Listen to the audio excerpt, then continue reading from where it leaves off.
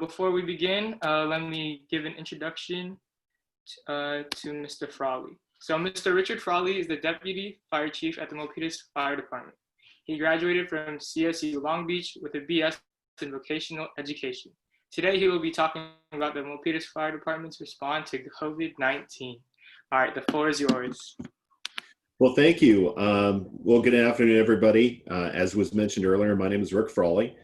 I'm the Deputy Fire Chief for the Milpitas Fire Department.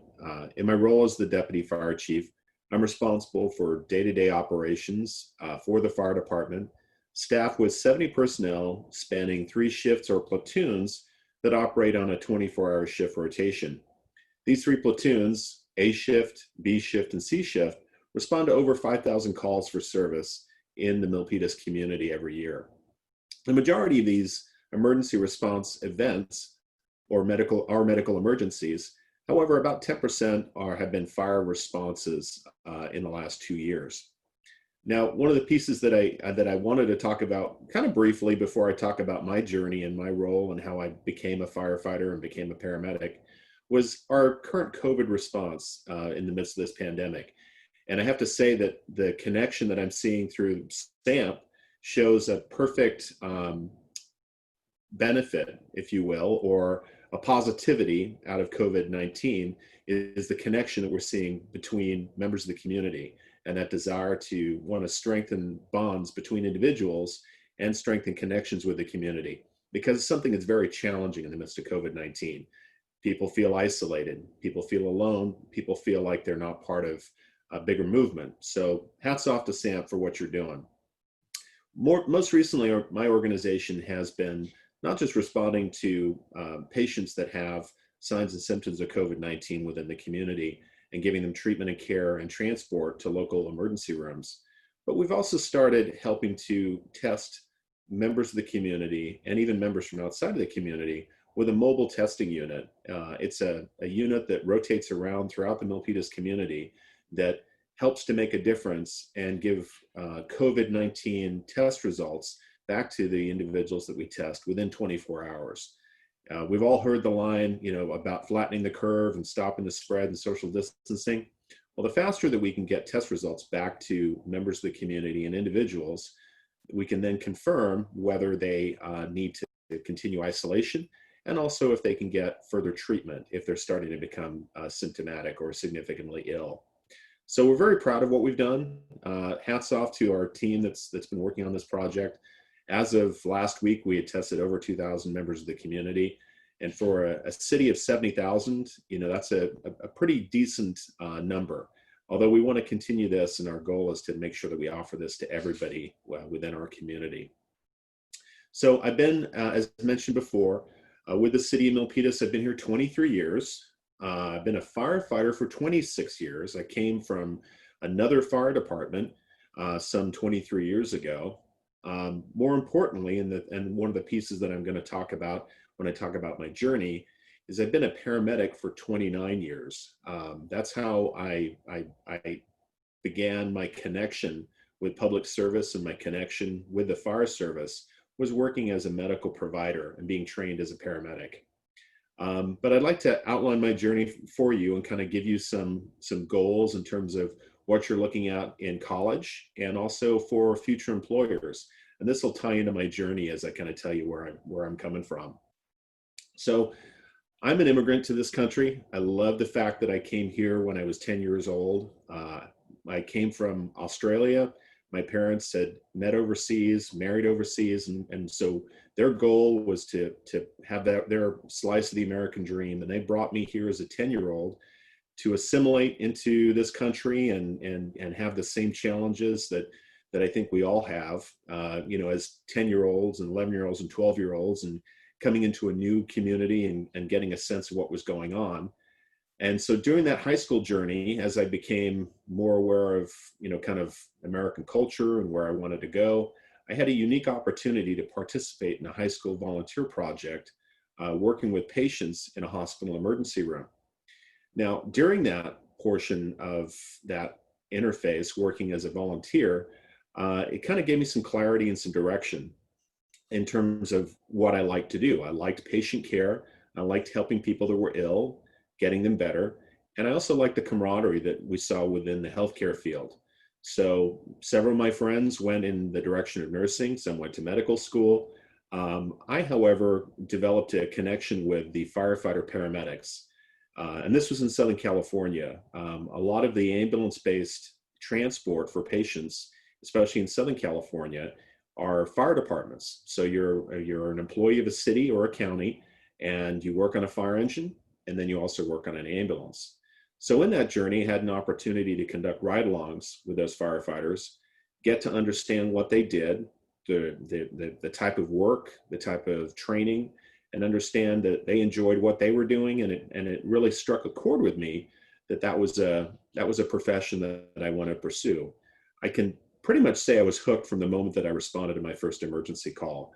And I think you'll probably hear that when you talk to different nurses, medical professionals, even professions outside of public service. People know, I believe, when they hit on something that really generates strength within them and a level of interest as well. So then I knew that I wanted to be a firefighter when I graduated high school. I knew that I also wanted to further my education, because as you're coming out of high school, as you've probably been told by many people, you can be on a journey, and what you think you may want to do, that journey may take you in a different direction, and you may land somewhere else. So I knew that I needed to continue my education, but I also know that I needed to have a balance between technical education and then general education or general knowledge. So I attended a local community college fire academy, as well as a local regional paramedic training institution in Southern California. And basically that equated to getting an associate's degree in fire science and emergency medical training. The program, known at the time as the Daniel Freeman program, was one of the earliest paramedic training institutions that started in 1971 in Southern California. And so this year, actually, 2020, is the 50th year anniversary of the paramedic system being codified into state law. It was called the Wentworth-Townsend Act, and it was in 1970. So the paramedic system, as we know it, has been around for 50 years. And Daniel Freeman, that was there at the beginning of that process. So the paramedic training takes about a year. You go through a series of classroom time, which is approximately 6 months of classroom time, learning everything from anatomy to physiology to pharmacology to electrocardiac awareness for cardiac emergencies, trauma care, you name it. It's pediatrics, OBGYN, childbirth. And then after you go through that classroom portion, you then go through clinical. And clinical is similar to what doctors and nurses see as they go through their training, where you're actually working with other professionals in a hospital, learning to start IVs, learning advanced airway techniques, learning patient assessment, learning what's called bedside manner, where you get to understand what works for you as a care provider. And that takes 2 months. And then after you complete your clinical, you then go into what's called internship. And internship means that you're working with 2 paramedics that are licensed and accredited on an ambulance, and you're then responding to emergencies, and they evaluate you. So every patient that you treat, they work as your mentor and your evaluator. It takes a minimum of 20 24-hour shifts. Sometimes it can go up to 30 or 40 to make sure that you're competent. Now, once you've completed that, you can then take your state test, which is a state written test, and then you are then licensed as a paramedic in the state of California. And that allows you to function not only as a firefighter paramedic, but you can also function as a paramedic working for private ambulance companies that are throughout the state. And they actually support a lot of what the fire department does as well. So I truly, kind of enjoyed that experience. I think one of the pieces that I like the most about my college experience, as I transitioned from going through paramedic training and going into firefighter training, is the camaraderie. And I think you'll see that in all of your college experiences. It's the relationships that you build with your friends that last a lifetime and last a career lifetime. And those are some of the things that I enjoyed the most. Some of the things that I didn't like, or some of the things that I believe were the most challenging for me, was making sure that I had a good school work balance. Specifically, just making sure that you have time to make sure that you complete your tasks, but that you're also taking care of yourself. And that's part of the stress that is going through school, and making sure that you develop coping mechanisms, and that includes a good relationship with family and with friends, and with those people that will help you, those mentors. Finding a mentor is very important. For me, my mentor was a firefighter paramedic that I still talk to now, 35 years after going through my paramedic internship. And he helped me develop coping mechanisms. He was a sounding board for information that I was struggling through as I was going through not just my paramedic training, but also later on as I went through my training at Cal State Long Beach for my degree in professional studies. So in terms of advice that I would give for incoming high school students or college students, I would say to look for a diversity of your experience. I knew relatively early in my high school and college journey that I was attracted to being a firefighter and working in the fire service and working as a paramedic. But I also made sure that I had awareness of other aspects of my college experience, whether that's making sure that you take time to learn about fine arts, learn your history, learn your areas that give you a more complete experience. And also at the same time, identify if there was something that allowed me to look elsewhere. If for whatever reason I couldn't be hired as a firefighter because it is competitive and it is a difficult profession to get in through the testing process that most cities have, I wanted to be able to look to see if there are other things that really struck a chord with me. It's important, I believe, that you have a profession that you pursue that you don't necessarily think is work. I think the old saying is, if you have fun at work and you don't believe that your job is work, you've never worked a day in your life. And I believe that's very true. There's a lot of truth to the fact that enjoying what you do is key. And I certainly never want to be in a position where I go to work and I'm not enjoying what I'm doing.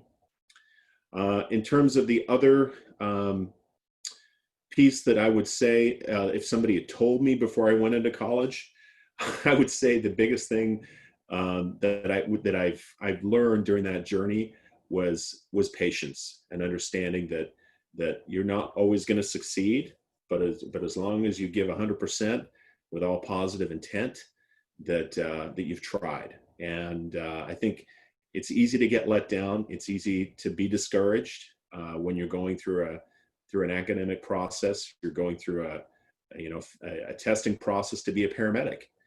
And sometimes you're not always going to win or get to the point where you feel you should have. But the perseverance and the patience is key.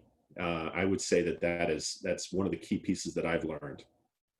Now, one of the questions that came up also was, what college application tips do you have? Well, I don't have college application tips for you, but I think I have something that's pretty darn close. And that is that I believe that most colleges and most employers are looking for a diversity of thought and experience. If you can create a connection, you will be successful. When an employer interviews a potential candidate, and I believe there's a nexus to a college application and a college process with this, we're looking for somebody that we can make a commitment to and invest our time with and develop a relationship with that individual whether it be a college student or whether it be an employee. And in the fire service, those relationships last for 30 years. Here in the city of Milpitas, to give you an example, we have firefighters that have worked for the city for 33 years. So I'm kind of the young guy in relation to somebody that's actually been with the city for 33 years. And we've also, for the first time, hired our first sibling or our first child of one of our employees. And it's pretty amazing to see that relationship and that breadth of experience, where we have a 25-year employee who's about to leave the organization and retire, but now we have his 22-year-old daughter working as a firefighter in the same organization. So connections, relationships, having that understanding is key, I believe, to your success, both in the application process, but also in the life process once you're through university or college.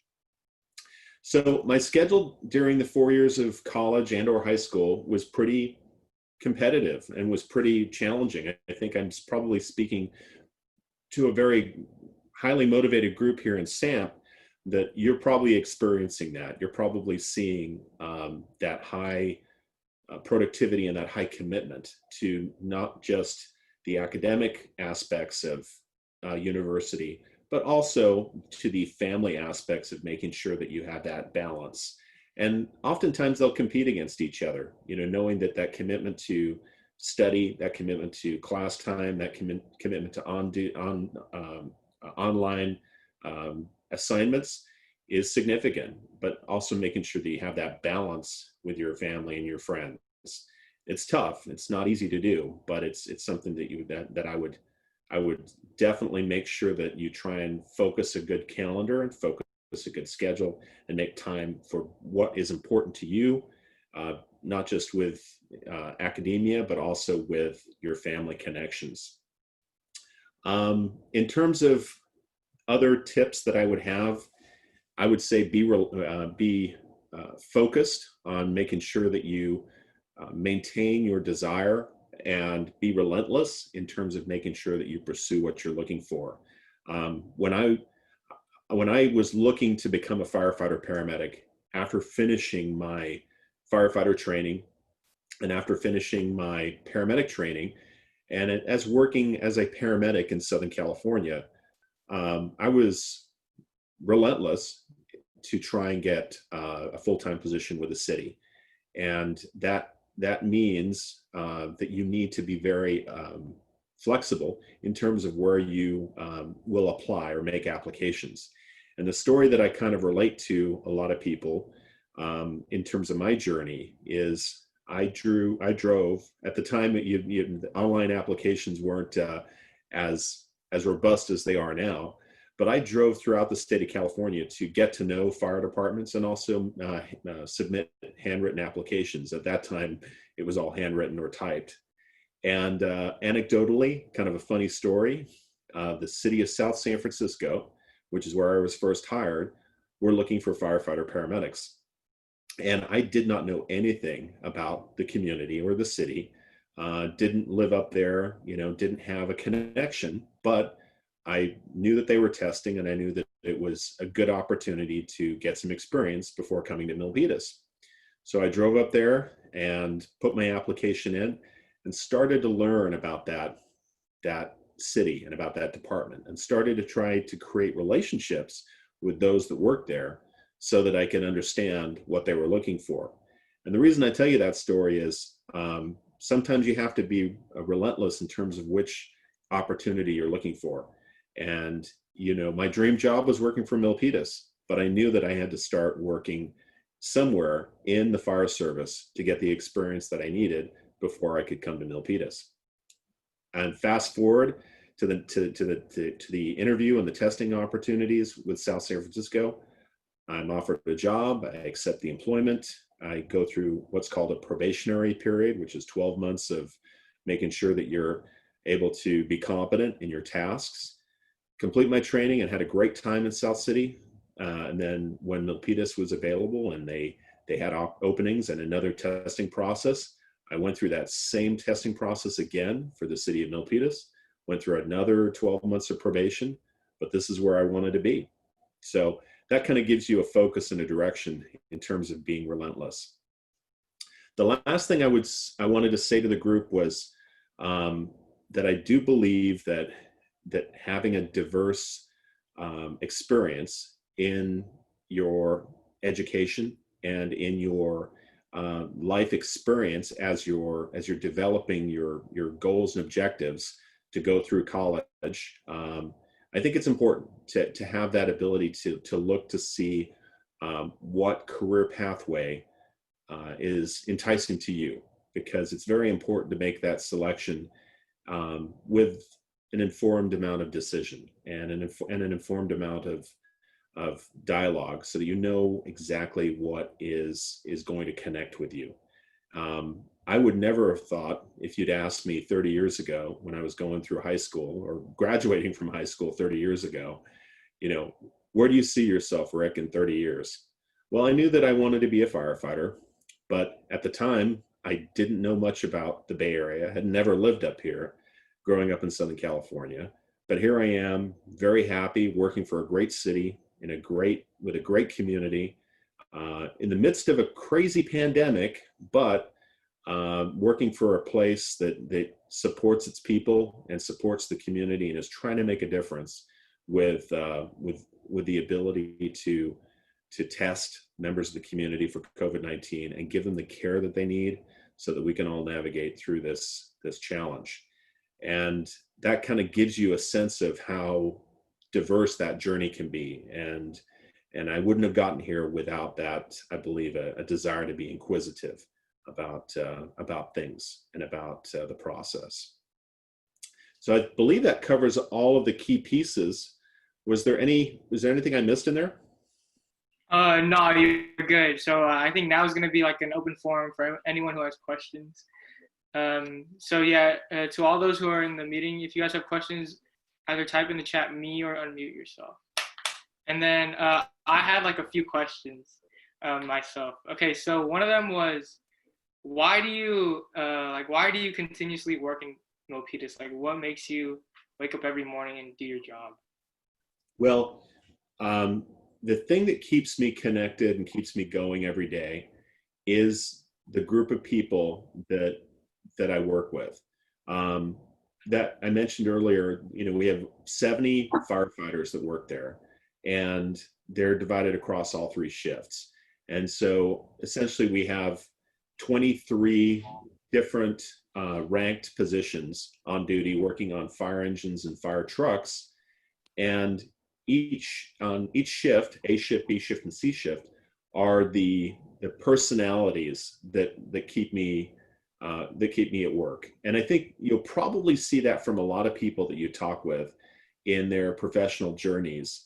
Is the community is important, where you work is important, the responses and the work you do are important, but it's really the people that you work with that keep you motivated, that keep you in check, will be honest with you, will tell you what you're doing right and what you're doing wrong. And they become almost kind of like a second family for you. And that's the kind of stuff that I think that everybody should hope to aspire for, no matter what profession you choose. Is you want to end up in a supportive environment where people care about each other. All right, thank you. And then there was also a question in the group chat. It said, during the process, did you ever want to give up? If so, what pulled yourself back together to not give up? Oh yeah. Well, definitely. I mean, the process of on multiple levels, whether you're going through, whether it's in college and you're failing and you're having challenges with classes and you fail a class or you need to retake a class, or if you're having problems in your paramedic program, in my case, where you have to rededicate yourself to a position or to a certain task, or probably more specifically for me, one of the bigger challenges in getting hired in the fire department is the competitive testing process that you have to go through, where it's a written and a physical agility and an interview. And there are many times you'll go through testing processes and you'll do okay, but you won't grade high enough to where you're selected in the band that ultimately gets hired. And so it's very easy to become, I would say, to lose focus. But the thing you have to remember is that commitment and tenacity will always get you to a place where you're going to feel like you're gonna win. And I think that's the big thing that I always tell everybody that goes through the the competitive testing process to become a firefighter or is going through college is focus on that tenacity, knowing that you're not going to let your challenges defeat you. And it is easy to become very challenged at times. But I knew what my goal was. I knew that I needed to get there. I knew that it was going to make a difference. And so, and I feel blessed that you know, that I had that commitment, and that got me through. And I had a family and a support network that helped me get there. All right, cool. So another question I had was, you talked about how the fire department, the fire department in specific, like, has provided testing to the community and everything.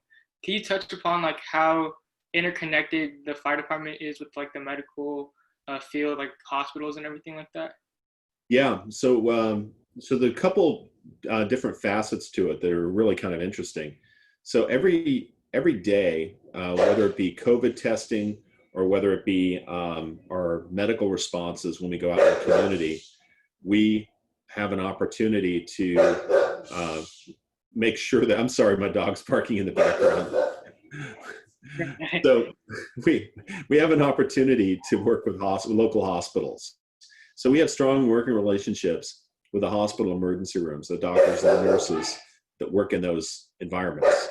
So one of the things that has come from COVID has been enhanced relationships, not just with the hospitals that we respond to when we transport our patients to, but also with the public health department. So we have Dr. Cody in Santa Clara County, and she has been a strong proponent of making sure that first responders, firefighters, have not only the protection that they need, the PPE to deal with COVID-19, but she's also been a strong supporter of the initiatives that we've been doing for COVID-19 testing. So we have that portion of the relationship that's been strengthened. But probably the more interesting thing that came out of this journey for us has been the relationship with a local biotech company. So if you're a member of SAMP and you're looking to get into the biotech field, my hat is off to a company that's in town called IGenix. And they've been our partner that we've been working with in the last 2 months for this COVID-19 testing. So we'll test patients with our mobile unit, and IGenix will actually run those swabs and the antibody testing from blood draws. They'll run that within 24 hours, which is incredible, because for most of the COVID-19 testing facilities that you see throughout the region, sometimes the results can take up to a week for patients to receive. So my hat's off to that relationship with IGenix and what the biotechnology field does. All right, thank you. And another question that we had in the chat from Matthew was, how are you able to manage your team of firefighters, although things can get very chaotic at times? Well, the two things that we do that work the best for us, and it's kind of tried and true amongst the fire service, is we have what's called a chain of command. So it's something we took from the military 200 years ago. So essentially every unit that works together of 3 people has a supervisor, and he or she is known as a captain. And so that person is in charge of the mission and the action and the direction of those 3 people. Now you take that one unit, and then now you divide that platoon into 5 of those units with 5 captains, and they report to one person that's called a battalion chief.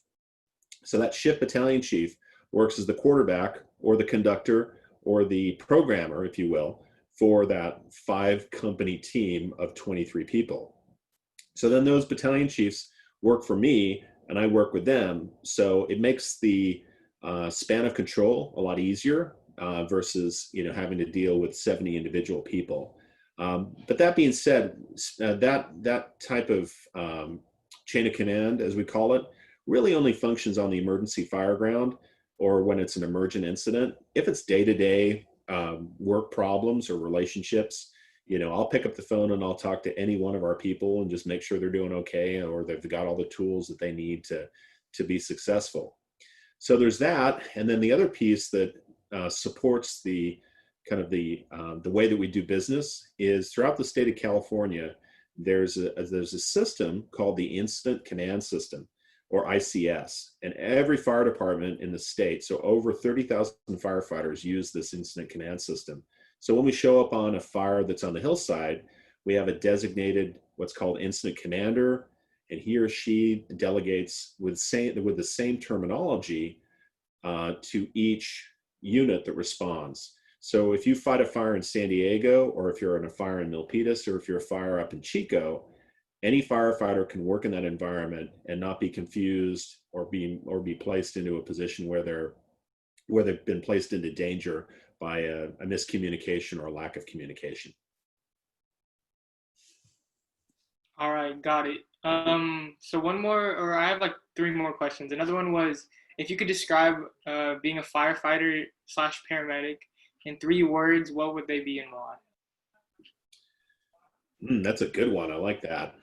Let me think about that for a second. 3 words to describe a firefighter paramedic. I would say focused. I would say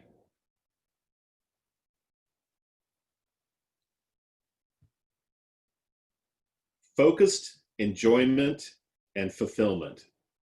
That's what I feel in terms of what my job entails. Especially, and that you can apply that to where I am now, but you could also apply that to how I felt 28 years ago, the first time I was on an ambulance. It's exciting, it's energetic, it's fulfilling. I think those are good words. All right, got it. One more, like I know the fire department and police department are like 2 separate bodies, but what have you guys like done together? What do you guys like collaborate on together? Like responsibilities do you guys have together? Well, yeah, there's a ton of stuff that we're doing together and that we've done together.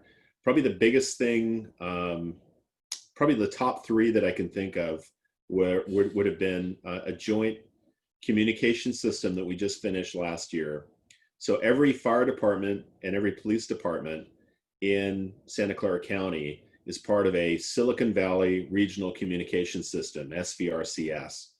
And basically, we were switching from an old radio system to a new radio system. So, and this is all after some of the challenges that have been experienced in the last 30 years where different cities couldn't talk to each other.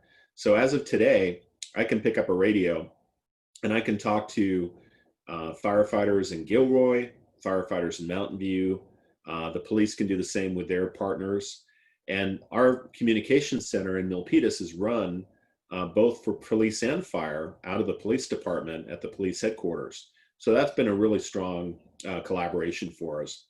Some of the other things that we've worked on have been responses to fentanyl. So you've probably read some interesting or kind of scary, to be honest with you, facts out there about the proliferation, easy for me to say, of the synthetic narcotic fentanyl.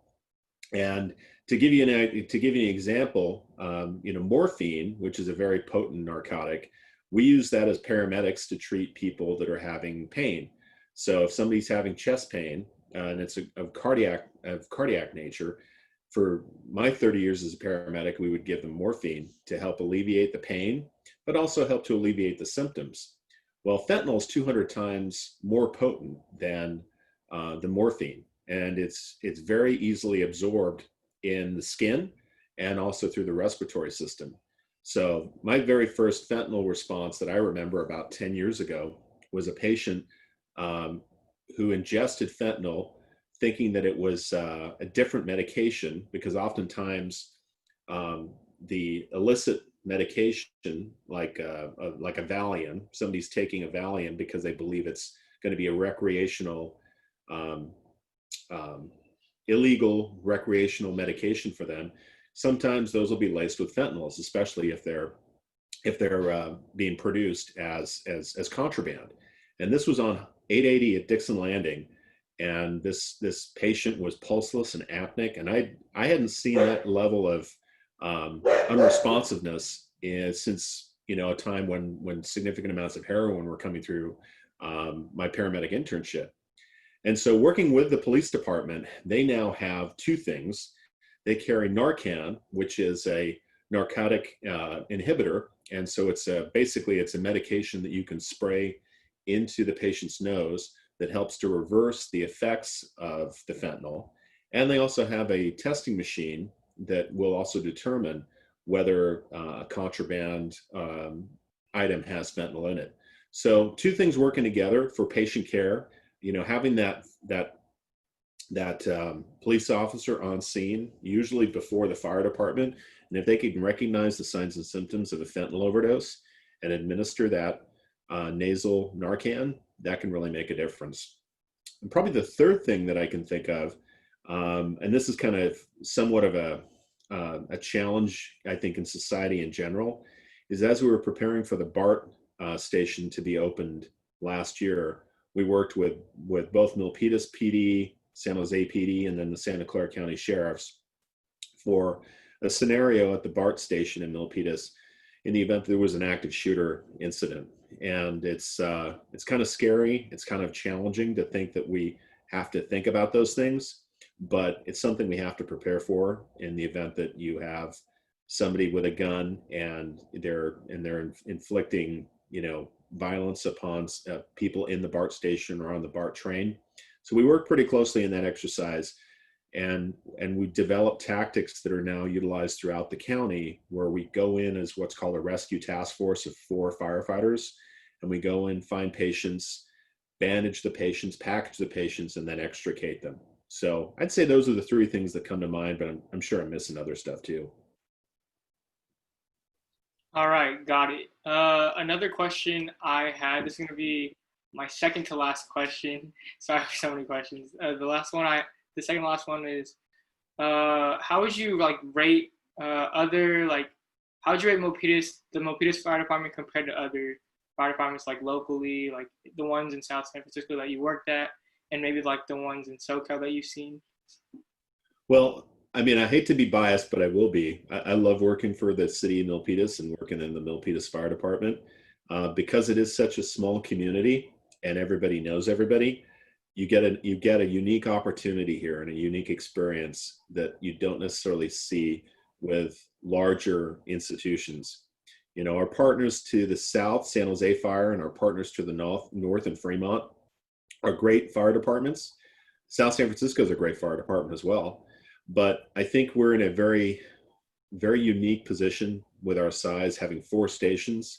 We're able to respond and mitigate probably 99% of our emergencies within the community. We're the right size to do that, meaning that we have enough resources. If we were busier or smaller, where we weren't able to deal with the resources and we were calling in more outside help from San Jose or Fremont, I think that we would maybe lose a little bit of our identity. But the nice thing is that we're the right size and we're not too big where I can tell you that I know every single employee and know their families, know how they're doing. That's a connection that it's going to be hard for somebody to have that kind of connection in larger organizations. I'm also very proud of what we're doing with that size. This COVID testing that we're doing, we're the first fire department in the county to do it. And we're probably one of the smaller departments. We're bigger than Gilroy, but we're smaller than Mountain View, smaller than Palo Alto, and smaller than obviously San Jose and Santa Clara and County Fire. So we're kind of towards the bottom end in terms of size, but we're doing a lot for our size. So I'm pretty proud of that. All right, cool. So my last question would be, if you could, what would you tell, how would you want to connect the community, or how would you want to connect the community more with the Milpitas Fire Department? Well, we've been giving a lot of thought to that in the midst of COVID. And that's one of the reasons why when you reached out, I think I was first connected with a member of SAMP through the Milpitas Rotary a couple weeks back. And the reason I've been giving it a lot of thought is in the midst of COVID-19, in the midst of this pandemic, we're not as readily connected as we normally would be. You know, we usually have fire station tours. We usually go out and do public education events. We usually host hands-only CPR training. We usually are out doing face-to-face work in the community. And we can't do that right now, at least not until, you know, a vaccine or something happens that allows us to be, you know, kind of where we used to be. So what we have to do is we have to rely upon different platforms like Zoom and social media. So the biggest thing I would like to try and impart on anybody would be to look at our Milpitas Fire Department Twitter page and connect there. I think that's something that connects with everybody because it's small, short snippets of what we're doing. It keeps the information flowing, and it's something that people can really connect to. And I just wanted to you know, thank this group for this opportunity to talk about, you know, my fire department. All right, yeah, no problem. So if no one has any other questions, that's pretty much gonna sum up the meeting for today. We just wanted to say thank you again, Mr. Richard Frawley, for coming out today, making sure the community knows that the Milpitas Fire Department is like trying to help the community and always trying to educate the youth and everything. Again, we want to say thank you, and yeah, have a great day. Thank you, everybody. It was a pleasure. It was an honor. Stay connected, stay focused on your goals. I think it's a great group, and thank you for everything you're doing in the community. All right, thank you. Have a good day. Bye-bye. Bye-bye now.